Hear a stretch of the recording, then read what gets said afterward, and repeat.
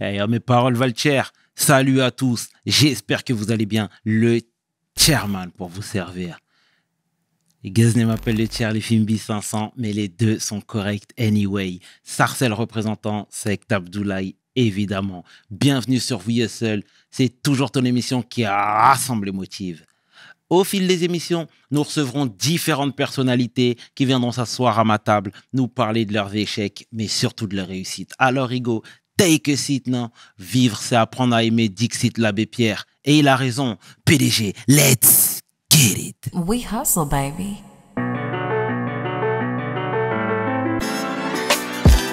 Le chairman. We hustle, baby. Le chairman. We hustle, baby.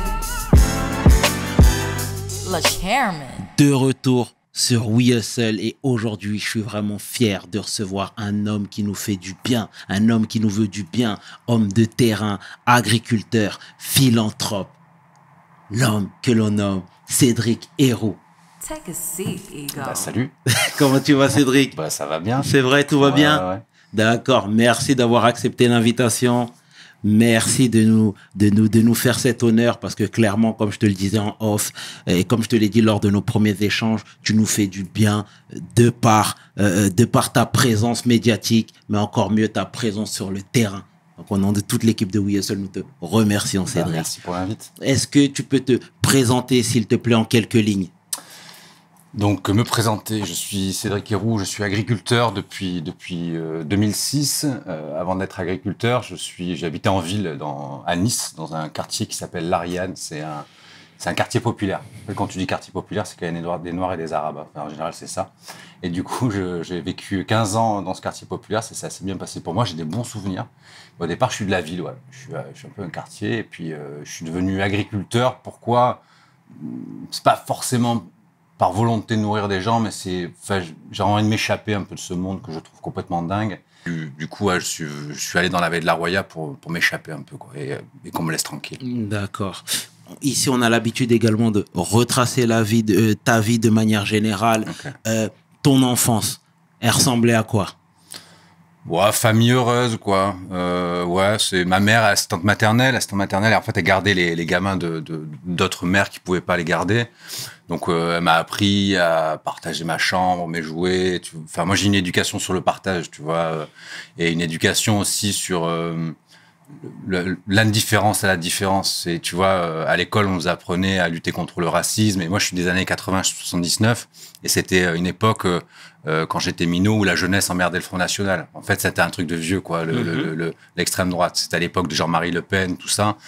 Et puis, jeunesse, c'est quoi? Bah, c'est le vélo dans les rues, le skate dans les rues, c'est un peu les bagarres aussi, c'est ouais, un peu des conneries, un peu comme tout le monde, quoi. Mais c'est surtout un rejet de la société. Ouais, c'est même pas un rejet de la société. Je sais pas vraiment si c'est la société qui voulait nous rejeter ou c'est nous qui la rejetions. Mais quand t'habitais à l'Ariane, dans ce quartier-là, tu vois, t'es contrôlé à chaque fois en sortie du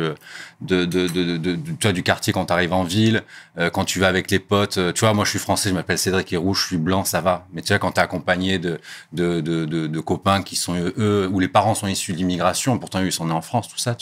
Mais tu ressens en fait, c'est la première fois en fait où tu enfin, comment te dire, où tu te sens pas vraiment chez toi, en fait. Malgré que moi, je m'appelle Cédric Héroux, que je suis français, je me dis, putain, ce pays, des fois, il me ressemble pas. Parce qu'à l'école, tu vois, on te dit, il faut partager son goûter, le racisme, c'est pas bien. Enfin, toutes ces valeurs, en fait, que prône la France. Et après, dans la vraie vie, en fait, dehors, bah, c'est tout l'inverse, en fait. C'est le contrôle aux faciès, c'est la stigmatisation, c'est tu viens de tel quartier, que tu sois, t'appelles Cédric Héroux ou Mohamed, bah, c'est pareil, en fait. Tu viens de ce quartier-là et on n'a pas envie de toi. Enfin, voilà, ma jeunesse, c'était un peu ça. Et après, bon, j'ai commencé un peu à bosser. J'ai commencé à bosser à 16 ans. J'étais en mécanique auto. Et après, j'ai travaillé un peu en mécanique poids lourd. J'ai fait un peu plein de boulot. J'ai aussi travaillé sur tout ce qui est accès difficile, accès sur corde, tu vois, les travaux accès difficiles. Et après, j'ai rencontré une fille, l'amour, quoi, qui m'a fait un peu changer de vie. Et je suis tombé dans la vallée de la Roya, et c'est une vallée qui est rurale, dans un village qui s'appelle Breil-sur-Roya, et j'ai retapé une petite maison comme ça. Et parce qu'en fait, avant d'arriver dans la ville de la Roya, je suis parti pendant en mode galère, quoi, pendant 6 mois en Afrique. Donc j'ai fait d'abord l'Espagne. Après, je suis descendu sur le Maroc. J'ai fait la Mauritanie, le Sénégal. Et j'étais tout jeune, je devais avoir 18-19 ans. Et je crois que j'avais envie de savoir d'où venaient les parents de mes amis, quoi. Enfin, tu vois, j'avais besoin de comprendre un peu tout ça. Et quand je suis revenu, j'étais toujours aussi malheureux, pas à ma place, je trouvais pas ma place, quoi. Et je trouvais ma place dans la ville de la Roya, quoi. En fait, ce que je me suis dit, j'étais un peu paumé, 19 ans, 20 ans, je me suis dit, de quoi t'as envie, qu'est-ce que t'as envie de faire? Je me dis, recentre-toi sur tes envies de gamin, quoi. Tu vois, quand gamin, moi, j'avais envie d'habiter à la campagne, j'habitais dans un quartier, quoi. J'avais envie de me faire des cabanes, j'avais envie d'avoir un chien, un chat, des poules, tu vois. Et je me suis dit, je refais ça. Je commence par le début, je réalise mes rêves de gosse. Et puis du coup, j'ai plus grandi en fait. Je suis resté un sale gosse. Et je voudrais rebondir sur l'expérience africaine. Qu'est-ce qu'elle t'a apporté? Ça m'a apporté de mieux comprendre en fait ce que vivaient mes potes, quoi, parce que les potes en fait ils étaient là, ils étaient partagés entre deux cultures, quoi. T'as la culture du bled à la maison, la culture faussement française républicaine. Je dis faussement parce que si on nous apprend, comme je te disais tout à l'heure, on nous apprend liberté, égalité, fraternité, le partage, racisme c'est interdit, c'est pas bien, nanana. Et après dans la vie de tous les jours, tu vois quand même qu'il y a la stigmatisation, qu'il y a tout ça. Et je me rappelle des potes qui savaient pas où ils étaient, quoi, en fait, tu vois. Je suis français, je suis pas français. Donc après, il y en a qui se revendiquent, ouais, moi je suis marocain, ouais, moi je suis algérien, tout ça. Mais quand ils retournent au bled l'été, en fait, c'est des Français. Enfin, tu vois. En France, ils sont pas français. Au bled, ils sont pas blédards. Enfin, tu vois. Et j'avais envie de comprendre ça, quoi. J'avais envie de comprendre ça. Et puis c'est aussi, c'est pas que l'histoire aussi des gens qui ont vécu l'immigration, c'est l'histoire de la France, quoi. Parce qu'il faut se rappeler que moi, les parents de mes potes, en fait, on est allé les chercher. Enfin, la France est allée les chercher en Afrique pour venir travailler, tu vois. Et on les a appelés pour venir travailler. On les a appelés aussi pour venir se battre pendant la Première Guerre mondiale, pendant la Deuxième. En fait, on a appelé l'Afrique. Et puis l'Afrique, elle a il n'y a pas que du positif avec les colonies, c'est quelque chose qui était ultra négatif aussi. Mais il y a un lien de toute façon, en fait, tu vois. Et ce lien, moi, j'avais envie de le voir, de voir d'où il est, quoi, en fait. Et est-ce que ça a répondu à ton questionnement? Après, les questions de l'immigration, c'est toujours délicat, quoi. Enfin, tu vois comprendre un Français qui va aller vivre en Chine. Il y a une migration, il n'y a pas une seule question, en fait. Il y a des questions parce que il y a des singularités. Les gens migrent de différentes manières et de différentes raisons. Parce que là, on voit des jeunes qui viennent étudier en France. T'en as d'autres qui viennent passer des vacances et qui y restent parce qu'ils tombent amoureux, etc. Il y a des gens qui fuient la guerre. Il y a des gens qui fuient la dictature. Il n'y a pas une immigration, il y a plein d'immigrations. Et même sur la même nationalité, en fait, il y a des immigrations qui sont différentes pour différentes raisons, etc. Donc, il n'y a pas de réponse à une question, en fait.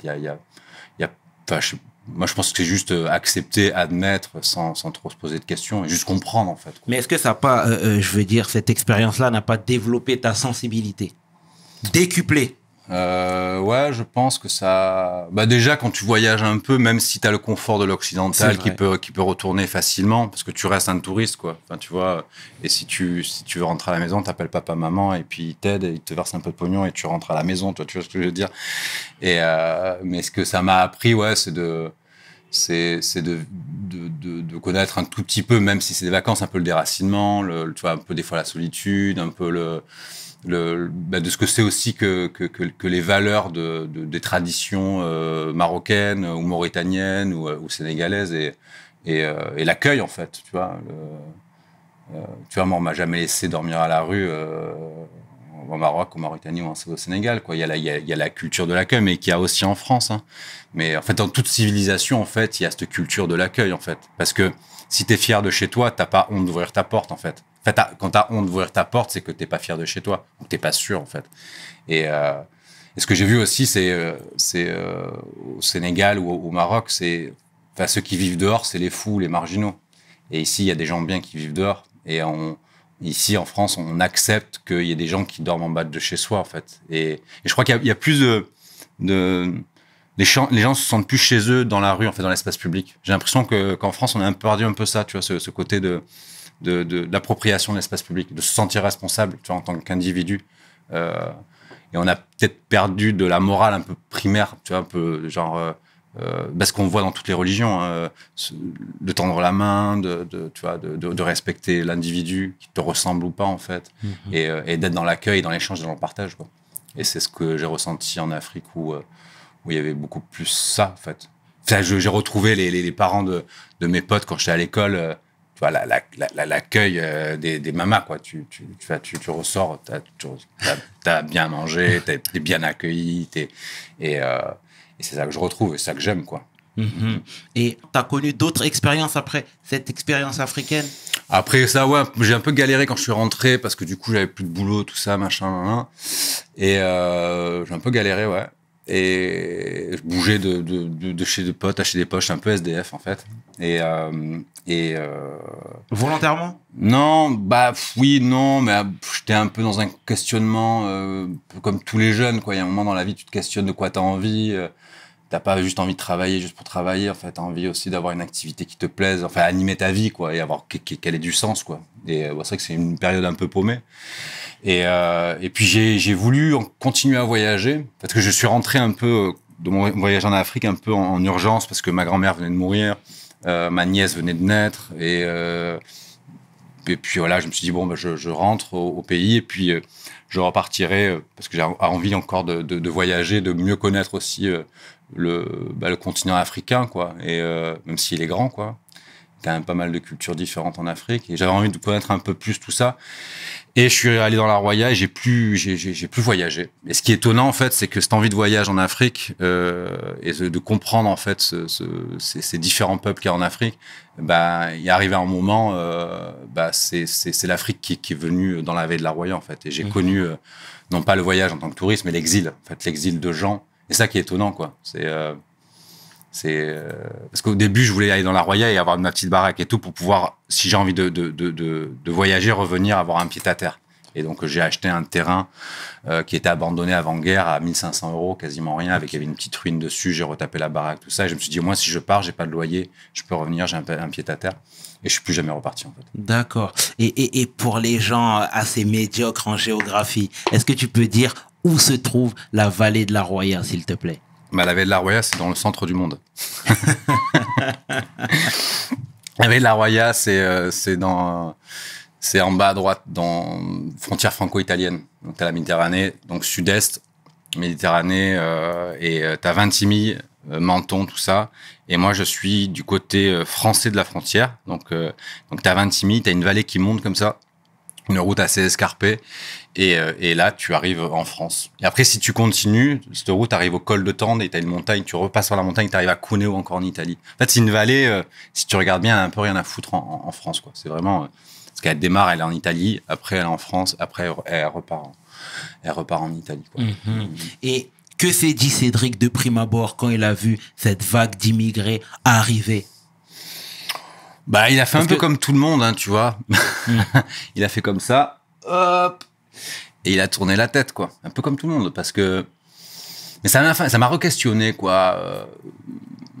Parce que c'est vrai que ça fait bizarre quand tu vois 150 mecs, tu vois, sur les rochers à Vintimille, proche de la mer, qui sont là, sans rien, tu vois.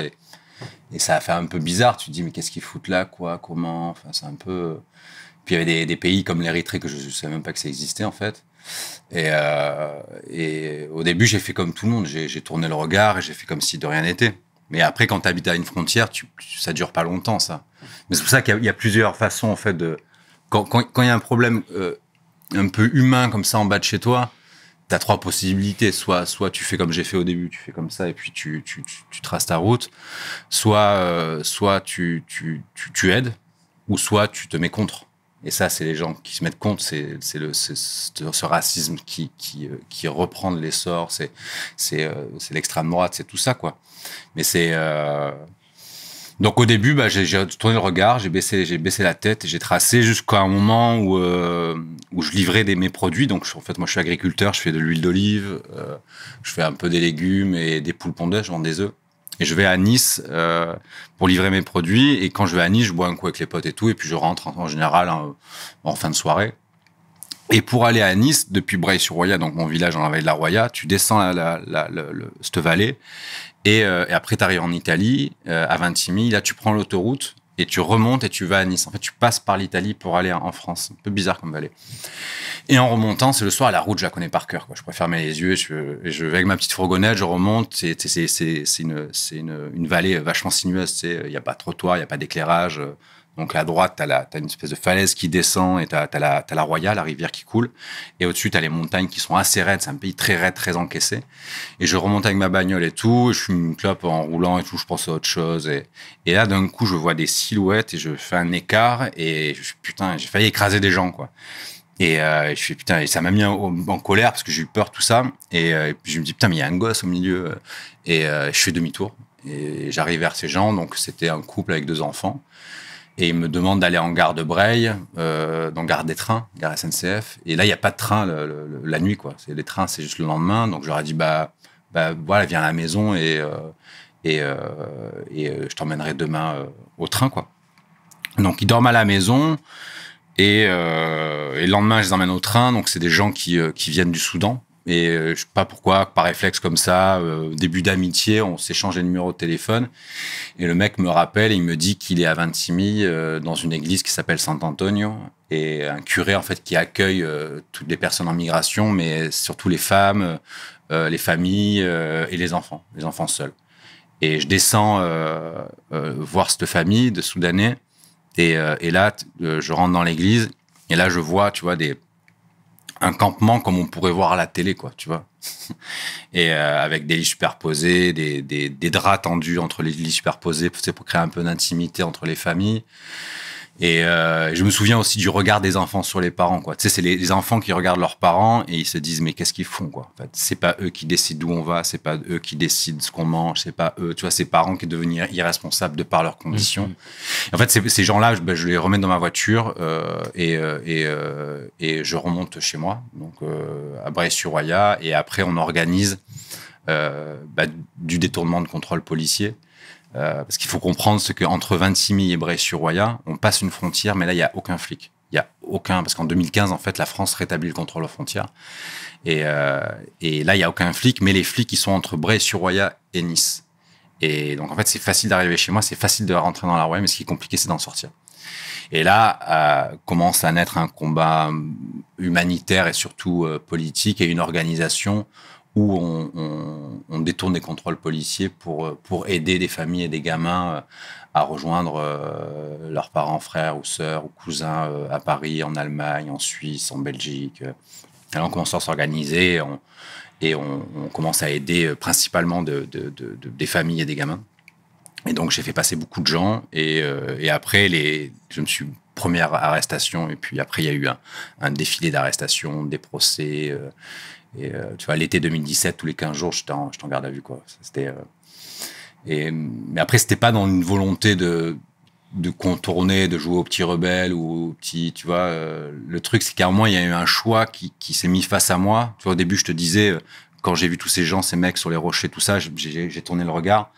Mais il y a un moment, c'est quand tu rentres dans cette église et que tu vois les gamins là qui sont là et que tu sais que c'est la France, c'est ton pays, en fait, qui met en place une frontière et qu'à Vintimille, c'est l'Italie. Pour moi, c'est pas un pays étranger, c'est un pays voisin. On passe tous les jours là-bas. Je vais chercher mon grain pour les poules.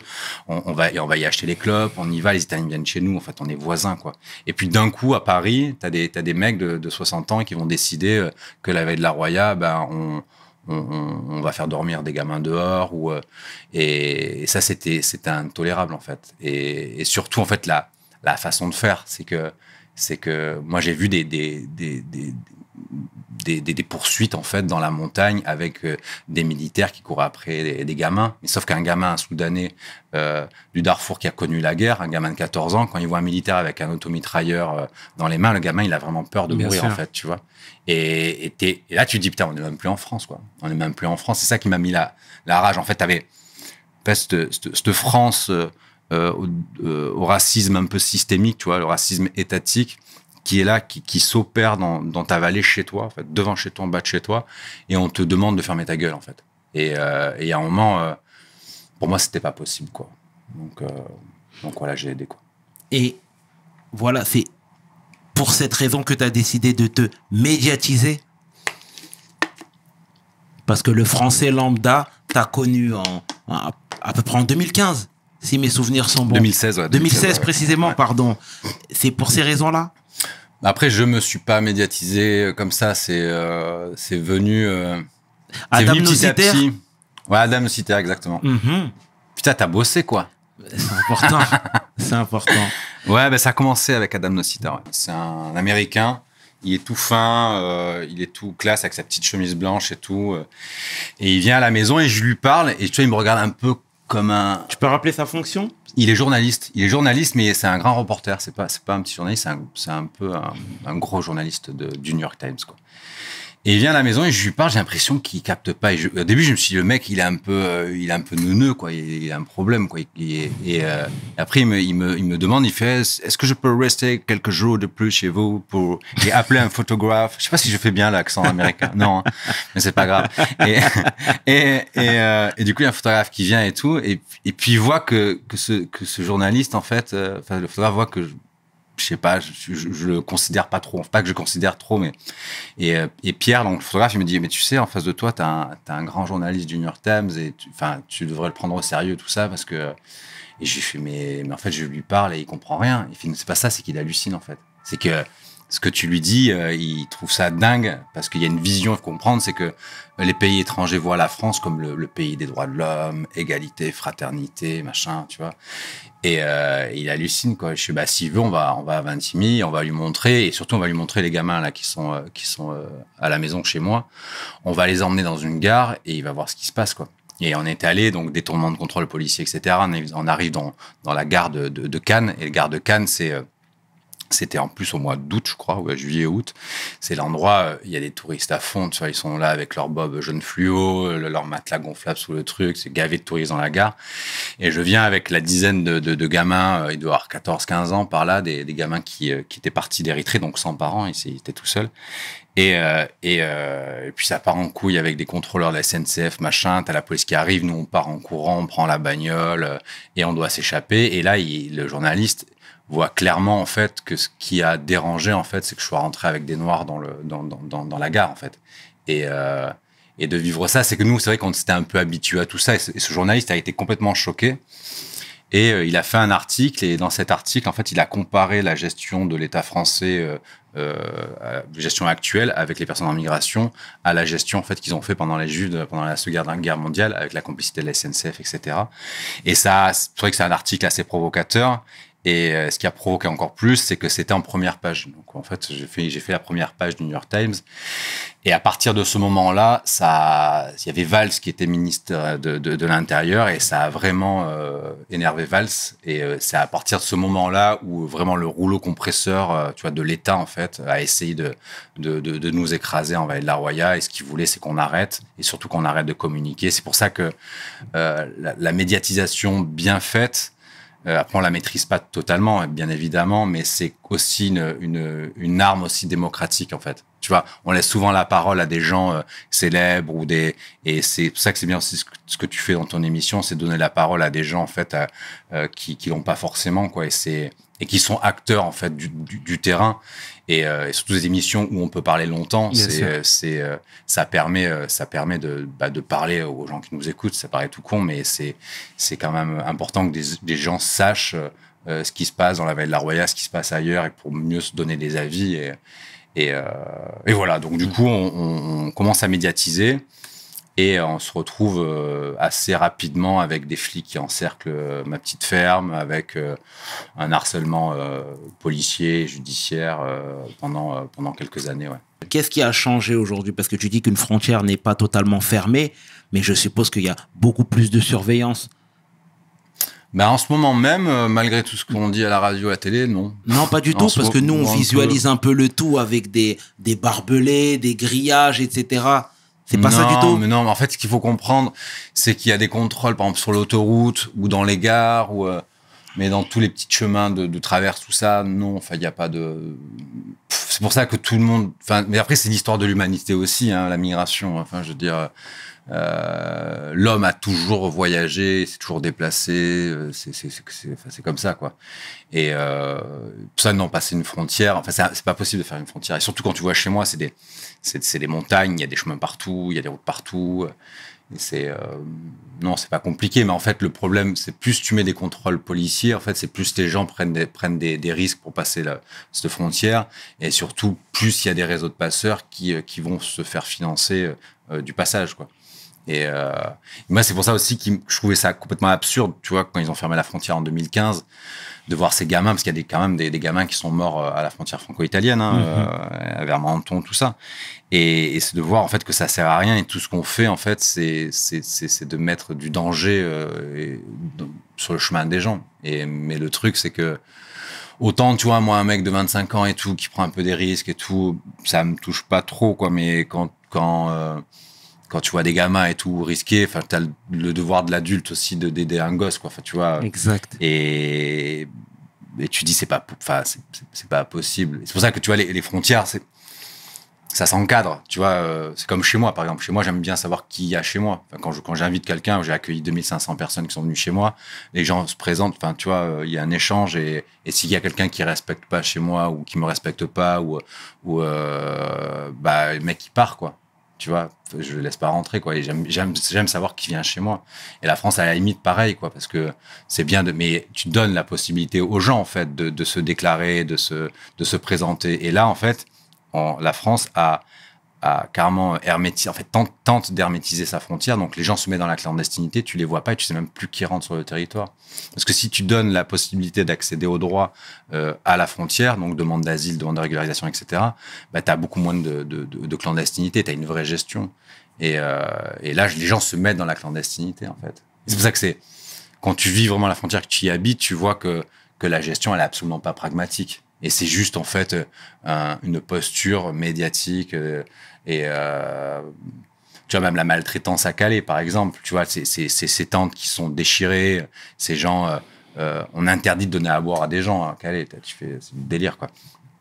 Mais tout ça, c'est pourquoi le gouvernement a envie de montrer à l'extrême droite, regardez, on est un peu de votre côté, et regardez, voilà, on veut pas de l'immigration. En fait, on maltraite des gens, alors que ça sert à rien. Qu'on m'explique par A plus B à quoi ça sert de couper des tentes. Le mec, il va pas rentrer chez lui au Soudan parce que tu as cassé sa tente. Non, c'est n'importe quoi. Le mec, il va pas retourner je ne sais où parce que tu vas pas lui donner à boire en France. C'est pas vrai, quoi. Mais on maltraite des gens, et le problème, c'est que tu deviens fou quand t'es maltraité. Je sais pas si beaucoup de gens ont connu, qui nous écoutent, ont connu ce que c'est que dormir dehors dans le froid, dormir en ayant froid, en ayant faim et en ayant peur. Et tu fais ça pendant une semaine, un mois, un an, peut-être 10 ans, mais tu deviens fou. En fait, pour reconstruire quelqu'un qui vit à la rue, il faut 10 fois le temps sur lequel il a passé. Un mec qui passe un mois à la rue, il faut 1 an pour le reconstruire. Et l'espérance de vie dans la rue, c'est moins de 50 ans. Je crois que c'est 47 ans, en fait. Et tu dis, mais à quoi ça sert de maltraiter les gens? En fait, t'as l'État français qui dépense de l'argent pour maltraiter les gens. Là, dernièrement, à Calais, ils ont mis des espèces de gros rochers, gros comme la table, pour empêcher des gens de dormir. En fait, on dépense de l'argent pour empêcher des gens de dormir. Il y a un moment... C'est pour ça que il y a un moment que tu sois pour ou contre l'immigration, tu vois, chacun a son avis, chacun, tu vois, à la limite, c'est même pas important, mais c'est juste de parler de décence et de pragmatisme. Il y a un moment, tu dis, oui, on ferme la frontière, et si tu vois que tu fermes, et en fait que les gens passent quand même, qu'il y a des réseaux de passeurs qui pullulent, des réseaux de prostitution, de traite humaine, etc., qui pullulent parce que tu as mis des contrôles de frontières, bah, tu dis, bah, on s'est trompé sur la stratégie, on fait pas ça. Et à un moment, la migration, ça s'encadre, tu vois. Et je pense que les gens même qui sont contre la migration, ils sont pas forcément contre les migrants eux-mêmes. Ils sont contre des conséquences négatives dues à une mauvaise gestion de la migration. C'est sûr que parce que l'extrême droite va te dire, ouais, mais regarde les délits, regarde les prisons, c'est des gens issus de l'immigration, etc., machin. Non. Mais est-ce que en fait, il y a une nationalité à la violence? Est-ce qu'il y a une... Je pense pas, en fait. C'est la condition sociale, en fait, qui emmène à la délinquance. Exact. Et il y a un moment, c'est sûr que si tu prends je sais pas moi, tous les gauchers, on les met dans des quartiers de gauchers, on leur dit le travail, non, parce qu'on a que des outils de droitiers, donc toi tu vas pas travailler, etc. machin. Les gauchers, ils vont s'organiser pour pouvoir continuer à vivre, enfin, un minimum. En fait, on crée la délinquance, en fait, par le statut social. Et on a une vision qui est raciste, en fait, tu vois, et qui, c'est quand même fou, des fois, quand on entend des discours actuels sur ce racisme, l'étranger, etc., c'est que la France, on est 70 millions de personnes sur une planète qui en fait 7 milliards. Et tu vois, pour les Français racistes, en fait, il y aurait 6 milliards 500 millions de personnes qui seraient pas bonnes et 70 millions qui seraient bonnes. En fait, tu fais, non mais, il y a un moment, t'as un problème dans le cerveau, quoi. Enfin, et puis, il y a un moment, c'est un fait, il y a des gens qui sont là, il y a des pays qui refusent de les accepter parce qu'on va te dire, ouais, mais l'immigration, on va les renvoyer dans leur pays d'origine, etc. Mais les pays d'origine, ils disent non. Et par exemple, l'Érythrée, t'as pas un avion qui fait Paris-l'Érythrée. Non, enfin, il y a un moment, les gens, ils sont là, que tu les régularises ou que tu les régularises pas, ils seront là. Ceux que tu vas régulariser, ils pourront travailler, déclarer, etc., machin, nanana. Et ceux que tu vas laisser non déclarés, ils vont rester là quand même. Ils vont travailler au black, ils vont... Et c'est ça qu'il y a un moment, il y a une gestion pragmatique En fait, j'ai l'impression qu'on salit la France pour l'enlaidir, pour pas qu'elle soit attractive, en fait. Tu vois, c'est la France des droits de l'homme et tout. On a quand même une image, on avait une image, en tout cas, au niveau international, une bonne image, quoi. Enfin, tu vois, même, elle est pas parfaite, la France, hein, je dis pas ça, hein. Mais en fait, on est en train de la rendre moche pour qu'elle soit moins attractive, quoi. Et là, tu fais, c'est pas possible, quoi. Enfin, il y a quand même un problème, quoi. Et je vais rebondir sur les enfants. Ils étaient scolarisés directement après? Parce qu'il y a eu le débat, justement, à savoir s'il fallait directement les scolariser ou non. Ouais. Non, mais carrément. Mais les gamins, au départ, dans les veillées de la Roya, moi, ça m'est arrivé d'avoir des perquisitions chez moi où les flics prennent tous les gamins qui étaient à la maison et les dégagent en Italie, mais en toute illégalité, en fait. Ce qu'il faut comprendre, c'est que on peut pas faire n'importe quoi, parce que sous prétexte que c'est des migrants, ils sont en situation irrégulière, mais c'est pas vrai. En fait, un mec qui demande qui veut faire une demande d'asile, il peut pas être considéré en situation irrégulière. Un enfant de moins de 18 ans, enfin un gamin de moins de 18 ans, il peut pas être considéré en situation irrégulière. Et là, l'État, en fait, renvoyait ses gosses directement en Italie, alors que c'est complètement illégal. Il faut savoir qu'il y avait aucune prise en charge par le département des Alpes-Maritimes envers les gamins. Et même maintenant, la scolarité, en fait, normalement, il y a une obligation pour l'État, enfin, envers les mineurs isolés, qui est une prise en charge éducative, etc. Mais il n'y a pas vraiment de prise en charge éducative. C'est que des gamins qui vont à l'école, etc.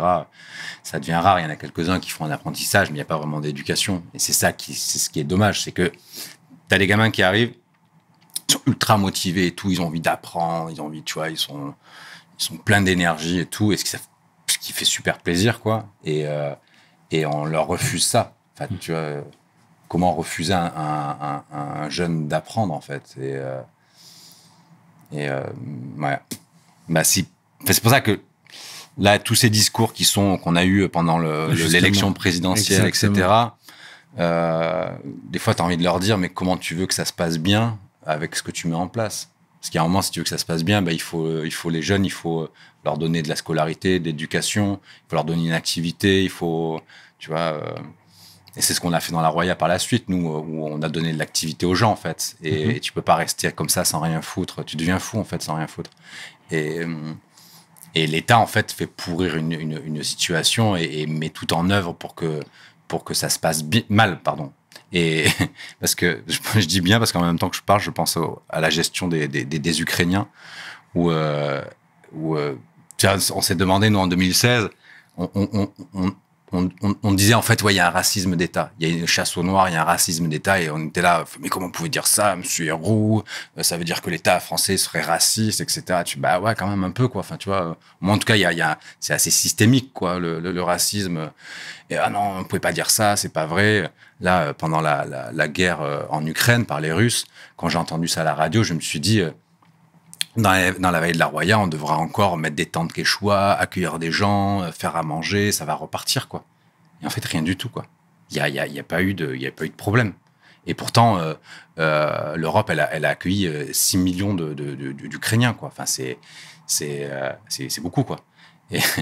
Et nous, on s'attendait à être, tu vois, genre, comme en 2016, quoi. Et non, parce que l'État a voulu faire en sorte que ça se passe bien, et ça s'est bien passé. C'est que là, tous les Ukrainiens, ils sont hébergés, les gamins, ils vont à la crèche ou à l'école, les gens peuvent travailler, et de suite, comme ça, en fait, il y a eu un vrai accueil. Là, ils ont voulu, la France a voulu, et l'Europe a voulu que ça se passe bien pour l'immigration ukrainienne. Bon, on va me dire, la réponse, c'est... elle dit oui, mais c'est en fait c'est la religion. Tu sais, c'est de comprendre. Tu dis en fait, est-ce que c'est juste parce qu'ils sont blonds aux yeux bleus, les Ukrainiens est-ce que c'est la religion? Et les gens te disent ouais, c'est la religion, etc. Mais c'est faux en fait, parce que tu vois, toute l'Afrique n'est pas musulmane. Et en fait, les Érythréens, ils ont exactement la même religion que les Ukrainiens en fait. Et en tout cas, c'est pas une question même de religion en fait, parce qu'on va te dire oui, le terrorisme, machin, nanana. Mais c'est juste une question de couleur de peau et d'être crépus, en fait. Mais ce qui est fou, c'est que tu vas dire ça, les gens vont te dire ouais, tu peux pas dire ça, c'est insulté, machin. Mais moi, c'est ce que j'ai vu, quoi. Enfin, tu vois, j'imagine, dans la veille de la Roya, un gamin de 14 ans, une gamine de 14 ans, seul, à 2h du matin, où une voiture s'arrête pas. Le mec, il est traité de connard, en fait. C'est qui ce type qui laisse une gamine toute seule au bord de route? Moi, pour des gens crépus, j'ai fini en garde à vue, en procès, pour avoir fait ça, en fait. Pour me mettre arrêté. Et ça qui est dingue. Et c'est que même quand tu défends ça, t'imagines un peu, j'étais en procès à une barre, et tu te dis, sur cette barre-là, avant moi, il y a eu des gens qui ont volé, qui ont maltraité, qui ont blessé, tu vois, qui ont commis des délits, voire des crimes. Et toi, t'es là parce que tu t'es arrêté pour prendre un des gamins en bord de route, quoi. Tu fais, non, mais vous êtes pas bien. Il t'arrive. Ce qui est fou, c'est que t'as l'impression que tu parles même pas de la même chose, en fait. C'est ça qui est dingue, quoi. Et là, tu fais, non, mais c'est des gamins et tout. Oui, non, c'est des personnes en situation irrégulière, etc. Et que c'est obligé que si tu fais ça, tu laisses une gamine ukrainienne, une petite blonde aux yeux bleus, en bord de route à 2h du matin dans la veille de la Roya, mais on te met en procès pour non-assistance à personne en danger. Tout le monde te dira que t'es un gros connard parce que tu t'es pas arrêté. Et ça sera vrai, quoi. Et là, avec la migration venue d'Afrique, c'est un double standard, en fait. C'est un double standard, quoi. Tu as été la cible de beaucoup d'attaques, tu as multiplié les gardes à vue malheureusement, les comparutions immédiates et autres. Mais tu es sorti avec l'immunité humanitaire. Est-ce que tu peux me dire ce que c'est? Parce que ça peut paraître ambigu pour beaucoup d'entre nous. En fait, je me fais arrêter une première fois, c'était en août 2016. Et là, j'avais une famille dans la bagnole avec des gamins. Et là, je n'étais pas du tout médiatisé à cette époque-là. Et en fait, je me fais arrêter pour flagrant délit de passage de frontière et je bénéficie d'une immunité humanitaire. Ça veut dire, en fait, que même si j'ai transporté des gens dits en situation irrégulière, fait un passage de frontière, c'est la loi qui l'écrivait ainsi. Hein. S'il n'y avait pas de contrepartie directe ou indirecte, on ne pouvait pas incriminer les gens qui faisaient ça. Donc, contrepartie directe, on l'entend bien, c'est de l'argent. Et indirect, c'est par exemple, voilà, je t'aide, je t'héberge, mais en échange, tu vas me faire, je sais pas, le ménage ou la plomberie, l'électricité ou j'en sais rien. Et donc, moi, vu que c'était purement humanitaire, il n'y avait pas de contrepartie directe ou indirecte. Le procureur a décidé, en fait, de me faire bénéficier d'une immunité humanitaire. Ça veut dire que il y avait un besoin urgent humanitaire de le faire. Et après, avec la médiatisation, ça a vraiment changé. C'est pour ça que la médiatisation, c'était un peu compliqué, quoi. C'est que ça nous a permis de dénoncer. D'un côté, ça protège, d'un autre côté, ça met en danger. C'est un peu ambivalent. Et je me suis retrouvé en procès, en fait, et condamné pour ce délit de solidarité. Et parce qu'il y avait une contrepartie dite militante, quoi. On dit, en fait, ce que vous faites, c'est pas vraiment de l'humanitaire, c'est du militantisme, donc on peut vous condamner, mais ça tient pas trop debout, quoi. Mais tu sais que la première fois où j'étais en garde à vue, moi, j'avais jamais fait de garde à vue avant. Je dis pas que j'ai pas fait de conneries, mais en tout cas, j'avais pas fait de garde à vue. Et c'est quand même, tu te chies un peu dessus, quoi, quand même. Et là, tu fais autant, je vais finir en prison. Et ça fait un peu peur, ouais. Mais parce qu'en tout, j'ai fait 11 gardes à vue pour ça. Il y a eu 5 perquisitions, des procès qui ont duré longtemps. Et à un moment, tu te dis, tu vois, il y a le risque de finir en prison aussi, quoi. Et c'est compliqué parce que tu sais, en fait, on veut te faire arrêter quelque chose que tu trouves juste par la menace. Et on te dit, si tu continues, on te met en prison. Et à un moment, c'est la notion de liberté aussi qui est importante. Tu vois, la prison, c'est une privation de liberté. Mais de fermer sa gueule aussi, c'est une privation de liberté, en fait. Et en fait, soit je choisissais d'arrêter de fermer ma gueule, ça m'aurait enlevé ma liberté d'être fraternel, justement. Ou soit on me mettait en prison et ça m'enlevait la liberté physique, quoi. T'es marié? Non. En couple? Ouais. Des enfants? Non. D'accord. Je veux savoir, moi, comment la famille, justement, réagit face à tout cet abattage médiatique, déjà dans un premier temps, et même politique. La famille, donc j'ai frères et sœurs et 2 parents. Mais honnêtement, si ma mère, je lui dis, ouais, j'ai vu un gamin en bord de route, je me suis pas arrêté, elle me met une gifle à travers la tête, quoi. Donc, et je préfère me prendre une gifle par le procureur de la République que par ma mère, quoi, je te dis honnêtement. Mais tu sais, cette éducation de porter assistance, en fait, j'ai eu des petits, en fait. Et donc mes parents, non, au début ils ont eu peur, hein. Ils ont eu peur parce qu'ils se sont dit le fiston là, il va finir en prison. Mais maintenant ils sont assez fiers, quoi, parce que on a réussi à construire quelque chose qui a du sens et puis on a gagné, quoi. On a gagné beaucoup de procès. Tu vois, on était en procès pour ce fameux délit de solidarité. Après aussi j'étais en procès contre le préfet, contre un député et on a gagné tous les procès, quoi. Et donc ils sont assez fiers et assez aussi mobilisés sur la cause et c'est un peu, on travaille en famille, quoi, ouais. D'accord. Mobilisés sur la cause? Ouais, complètement, ouais. Qu'est-ce qu'ils font? Ben, mon père a déjà transporté, ils ont déjà hébergé, et puis ils nous ont aidés, quoi. Enfin, tu vois, quand je suis en garde à vue, ben, ils sont là, ils viennent sur place, il va un peu préparer la perquisition. Mais ce qui est assez dingue, tu vois, mes parents, c'est des gens ultra droits, tu vois. Tu vois, c'est des gens qui vont pas mentir, ils vont pas voler, ils vont payer leurs impôts, tu vois, genre, pour ultra carré. Et mon père, là, il a 76 ans, il est dégoûté, en fait. Il est dégoûté, pourquoi? Parce que on lui a menti toute sa vie. Tu vois, il avait confiance au système de l'État, il avait confiance tout ça. Tu vois, maintenant, il voit la politique de Macron, ce qu'on a fait, en fait, de la France, ça les dégoûte, quoi, en fait, tu vois. Ma mère, en fait, elle était assistante maternelle, elle a éduqué des enfants d'autres parce que, tu vois, quand tu éduques des enfants, en fait, tu prépares le futur, en fait. Bien sûr. Et de voir voilà, toute cette gestion, mais pas que la question des migrants, un peu tout, quoi. Enfin, tu vois, même les gilets jaunes, les gens qui se sont fait maltraiter, quoi. Enfin, tu vois, on arrive à un moment où les gens, ils sont pas contents, où au lieu de leur dire, qu'est-ce qui se passe, venez, on discute, on les maltraite, quoi. Enfin, tu vois, tu fais, mais de où la France, elle se permet de crever les yeux aux gens qui sont pas contents avec elle. Enfin, tu vois, il y a eu quand même des morts. En ce moment, même les refus d'obtempérer, la police, elle a tué 9 personnes depuis le début de l'année, mais c'est du délire, en fait. Tu fais, mais mes parents, ils ont jamais voulu ça. Pourtant, ils ont contribué avec leurs impôts, avec leur travail, avec tout ça, à construire ce pays, hein, comme plein d'autres gens, hein, comme même les gens, les immigrés qui sont venus ici. En fait, tous les gens qui ont travaillé en France ont participé. Et là, ce qu'on fait, on est en train de pourrir la France avec des gens.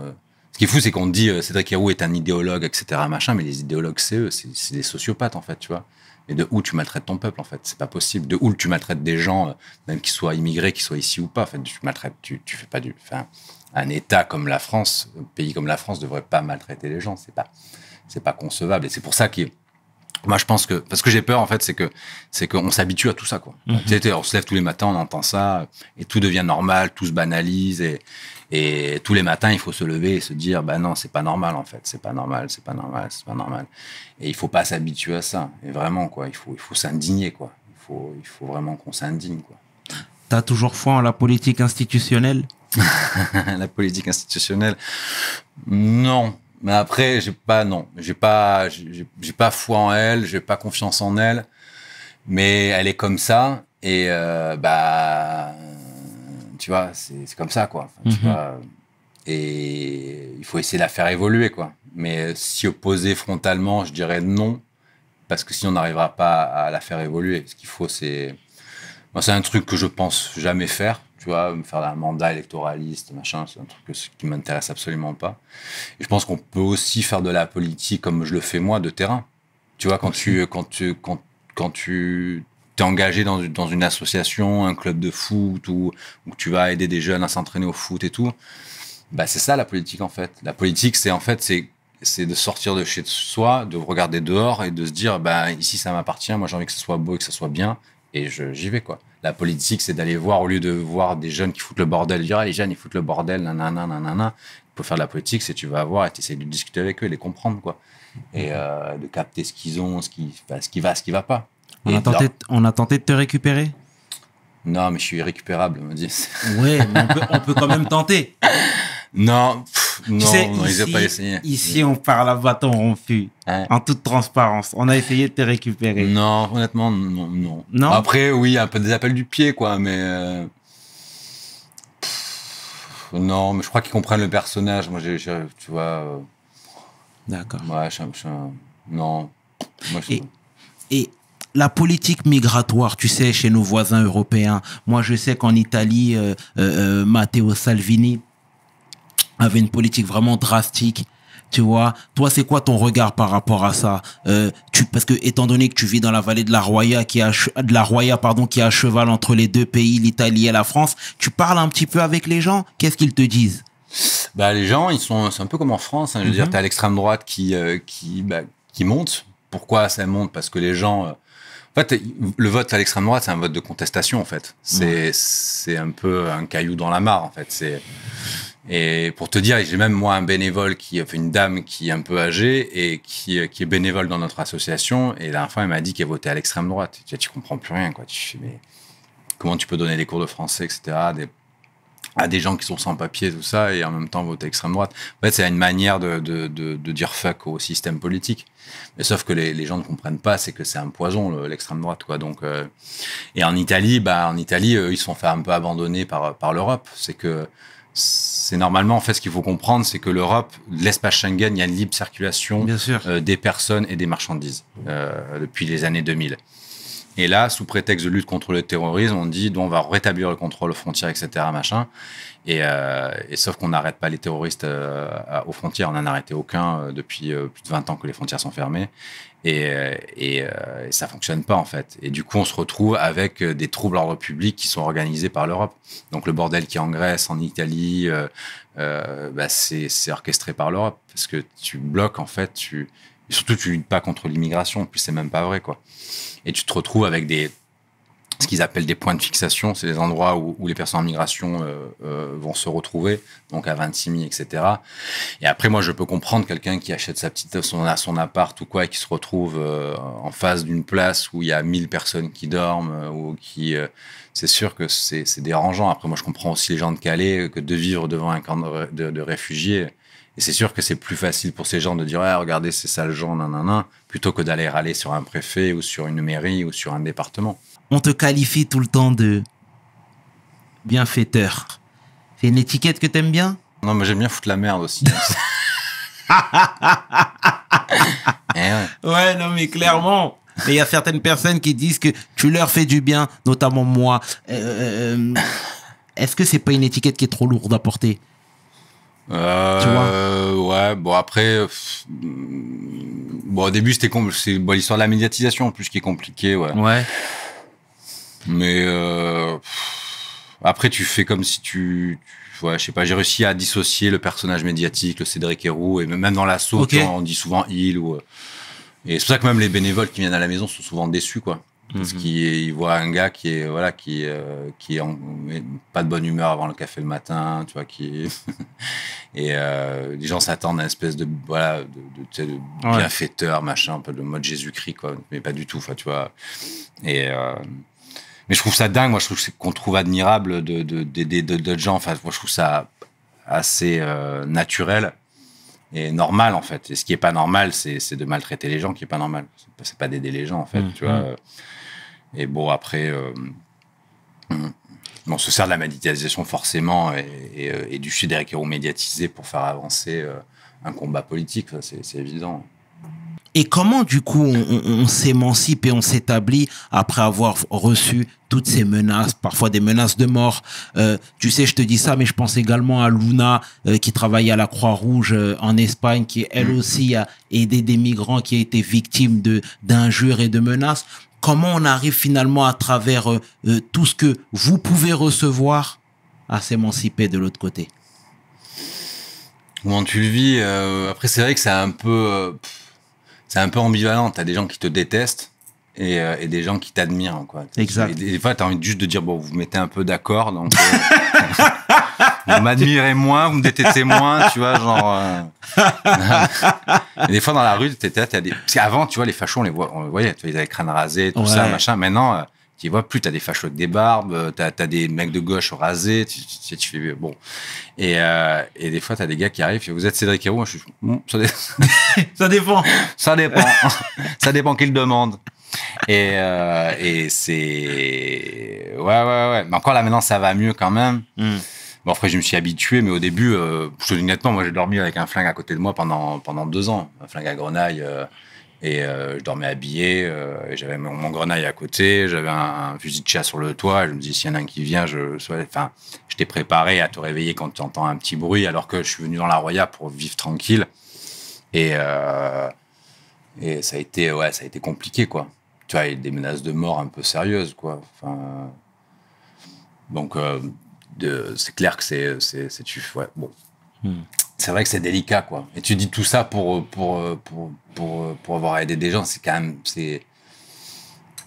moi, je trouve que c'est troublant, quoi, quand même. Je trouve quand même assez troublant, tout ça. Et tu peux nous parler d'Emmaüs Roya? Ouais, Emmaüs Roya, c'est un projet qu'on a monté. En fait, ce qui s'est passé, c'est que en 2016, donc j'accueille des gens. En 2017, les gens arrivent tout seuls chez moi. Donc, il se passe le message, le point GPS et tout. Donc, il y a plein de jeunes qui débarquent à la maison. Et pour te dire, il y a eu 2500 personnes qui sont passées par chez moi. Et on s'est retrouvés en même temps à plus de 250 en même temps. Et pas assez bien équipés pour accueillir tout ce monde-là. Après, il y a des gens, on a construit des petites maisons en bois, tout ça. Et il y a des gens qui sont restés. Et ça qui était compliqué, c'est qu'on est passé en fait de l'accueil à court terme, de l'accueil à moyen et long terme. Donc au début, c'était assez facile parce qu'on avait des solutions à apporter. Il y a tous les jeunes qui migrent, ces jeunes entre 20 et 25 ans, quoi. Et tu vois, une bonne ambiance, une espèce de joie de vivre un peu. C'était assez sympa, quoi. Et puis le camp qui était improvisé chez moi, c'était géré par des gens qui étaient des migrants eux-mêmes, en fait, et qui avaient décidé de rester sur place et de nous aider. Tu vois, par exemple, il y avait Joseph qui est resté au moins 6 mois, qui a fait à bouffer pendant 6 mois. Il y avait Abdoul qui, lui, il s'occupait de tout ce qui était administratif, recenser les noms, les nationalités, tout ça, nanana. T'avais Abakar, lui, c'était un peu le sage du groupe, qui regardait un peu, qui s'est temporisé quand il y avait des éventuels problèmes, etc. Et ça a été vraiment, tu vois, géré aussi par les gens qui sont restés, quoi. Et les gens qui sont restés, au moment, il y a eu beaucoup moins de monde qui arrivait à la maison, donc moins d'activité. Et la migration s'était arrêtée. En fait, pour eux, en fait, ils étaient plus migrants, en fait, ils étaient immigrés, quoi. Et après, ils sont tombés tous dans un état dépressif parce que les papiers qui arrivent pas, avec cette histoire de Dublin, etc. Les souvenirs du passé, la famille qui est restée au pays. Parce que il y a des gens en France, tu vois, qui ont voté extrême droite, qui pensent que la migration, en fait, c'est comme du tourisme, en fait. Mais, quitter son pays, déraciner, quitter ses potes, c'est super dur à vivre, c'est super compliqué, quoi. Et on s'est retrouvé avec des dépressifs à la maison. Et on s'est dit, putain, il faut leur donner une activité. Et donc, moi, je suis agriculteur. Et ce qui était compliqué, c'est que je pouvais pas les faire travailler avec moi. Sinon, ils auraient dit, tiens, c'est du travail dissimulé de personnes en situation irrégulière. Il faut comprendre que pendant 2 ans, moi, il y avait 5 postes. Donc, c'est en montagne, quoi. Et il y a 5 postes de police qui sont autour de chez moi et qui me surveillent tout le temps pendant 2 ans. Et donc, il y a 50 gendarmes qui sont autour et qui me surveillent tout le temps. Et donc, du coup, si je fais bosser des gens chez moi, je vais avoir un procès, etc. Mais sauf qu'il y a un moment où c'était plus possible, il fallait leur donner une activité, puis les gars étaient là, fait ouais, on peut t'aider, c'est vrai que non, tu peux pas travailler, machin. Jusqu'au moment, on s'est dit, il faut trouver un système pour donner une activité aux gens. Et que les gens, au lieu de demander des dons et de faire de la mendicité pour avoir à bouffer, etc., machin, aux autres assos, là, ou demander des thunes aux gens pour financer, ça coûte de l'argent, hein, quand même, l'accueil, de faire ça avec notre travail. Et du coup, on s'est rapproché d'Emmaüs. Emmaüs, on connaît tous, hein, il y a des communautés Emmaüs. Et eux, normalement, les communautés, il y en a 121 en France, et ils font de la recyclerie. Ça veut dire qu'ils vont récupérer des vieux meubles, qu'ils vont un peu réparer, des frigos, des canapés, machin. Et c'est des personnes qui sont sans domicile fixe, mais c'est de l'accueil inconditionnel, donc c'est tout type de personnes. Donc tu as des Français, tu as des étrangers avec ou sans papier, et c'est la seule structure qui accueille et qui donne une activité aux sans-papiers en France. C'est la seule structure. Et du coup, on s'est dit, putain, mais Emmaüs, c'est pas mal. Mais c'est vrai qu'eux, ils font pas d'agriculture, tout ça. Donc, on est allé les voir. On a dit, bon, on aimerait bien faire partie de votre fédération, mais on fait pas la même chose que vous. Nous, on fait de l'agriculture. Et en fait, j'ai donné mon exploitation agricole à l'association que j'ai montée, qui est devenue Emmaüs Roya. Maintenant, moi, je suis salarié, je suis responsable de communauté. Et on accueille de façon inconditionnelle des gens. Donc en fait, on a des Français, on a des familles, donc du coup on a des enfants qui vont à l'école, tout ça, et on a des gens qui sont sans papier, et avec papier, on a un peu tout. Et on vit de notre activité. Ça veut dire que l'association, elle n'a pas de subvention publique de l'État, et on va vendre nos légumes sur le marché, et avec cet argent-là, on va payer l'eau, l'électricité, etc. Chacun aura un peu d'argent de poche. C'est des gens qui sont aussi déclarés à l'URSSAF, et ça permet d'avoir une activité. Parce qu'en fait, j'ai vu ça, hein, c'est que les gens sans rien faire en fait deviennent fous en fait. Et il y a un moment, et puis participer en fait, avoir comment te dire un intérêt dans la cause en fait, et avoir et être acteur en fait de sa vie en fait, ça sauve les gens quoi. Et c'est pour ça que ce lien en fait entre tu vois, le malheur en fait qui a causé l'immigration, ou le malheur pour les Français qui a causé le fait qu'ils soient désociabilisés ou sans abri, tu peux le réparer en redevenant quelqu'un en fait, en ayant une importance dans un projet associatif en fait. Mmh. Et alors du coup là on travaille, on est une quinzaine et on travaille ensemble l'agriculture quoi. Et puis ça marche assez bien quoi. On a une petite proposition, mais c'est une proposition concrète. Alternative en fait à ce que fait l'État actuellement quoi.